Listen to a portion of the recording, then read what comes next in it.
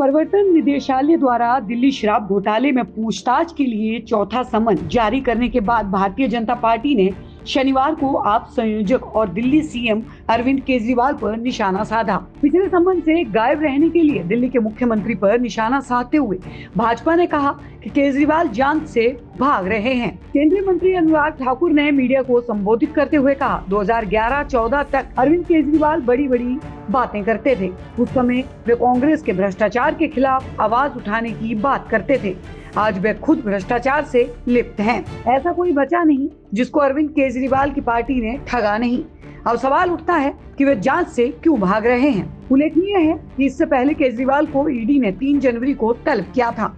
CM Kejriwal, जो आम आदमी पार्टी के राष्ट्रीय संयोजक भी हैं, को 18 जनवरी को एजेंसी के दिल्ली मुख्यालय में पेश होने के लिए कहा गया है। हालांकि आप सूत्रों का कहना है कि केजरीवाल का 18 से 20 जनवरी तक का 3 दिवसीय दौरे पर गोवा में रहने का कार्यक्रम है। इस दौरान उनका इरादा लोकसभा चुनाव के लिए अपनी पार्टी की तैयारियों का आकलन करने का है। केजरीवाल ने 3 जनवरी को तीसरी बार ईडी की कार्रवाई में शामिल होने से इनकार कर दिया था। उन्होंने इस बात पर जोर दिया था कि एजेंसी के गैर प्रकटीकरण और गैर प्रतिक्रिया के दृष्टिकोण में कानूनी, न्याय संगत या उचित आधार का अभाव है। केजरीवाल ने तर्क दिया था कि ईडी का अधिक रुख न्यायाधीश, जूरी और जल्लाद की भूमिका निभाने जैसा है। केंद्रीय मंत्री ठाकुर की तरह दिल्ली भाजपा अध्यक्ष वीरेंद्र सचदेवा ने भी कहा कि हर बार वे जांच को छोड़ने की कोशिश करते हैं। वे जांच से भाग रहे हैं क्योंकि वे सवालों के जवाब देने से डरते हैं। भाजपा नेता बंसुरी स्वराज ने कहा कि ये शर्मनाक है कि केजरीवाल जांच से भाग रहे हैं और अगर ईडी तलब करती है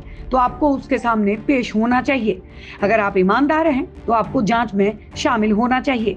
कानून सभी पर समान रूप से लागू होता है। भाजपा नेता हरीश खुराना का कहना है कि केजरीवाल को चुनाव प्रचार कानून का सम्मान करने से ज्यादा महत्वपूर्ण लगता है कि उन्होंने कहा कि ईडी ने अरविंद केजरीवाल की चौथी बार तलब किया है और मैंने सुना है कि वे गोवा दौरे पर जा रहे हैं। शिवसेना गोवा और मध्य प्रदेश में चुनाव प्रचार के उनके लिए कानून का सम्मान करने से ज्यादा महत्वपूर्ण है। बता दें कि मुख्यमंत्री को पहले 2 नवंबर को 21 दिसंबर 2023 को गवाही देने के लिए बुलाया गया था, लेकिन पहले नोटिस पर केजरीवाल मध्य प्रदेश में चुनाव प्रचार करने चले गए, वो भी ठीक उसी दिन जब उन्हें ईडी ने बुलाया था। केजरीवाल ना तो उसके पहले एमपी में प्रचार करने आए और ना ही उसके बाद। दूसरे सम्मन पर केजरीवाल 10 दिन के लिए विपश्यना साधना पर निकल गए और तीसरे सम्मन पर भी पेश नहीं हुए। अब चौथे सम्मन पर वे गोवा दौरे पर जाने वाले हैं, जिसको लेकर विरोधी दल उन पर निशाना साध रहे हैं कि केजरीवाल जांच से भाग रहे हैं। अगर वे ईमानदार हैं तो जांच का सामना क्यों नहीं करते? सजा तो ईडी नहीं देगी, सजा देना कोर्ट का काम है। आप देख रहे हैं सौगंध टीवी, सौगंध वतन की।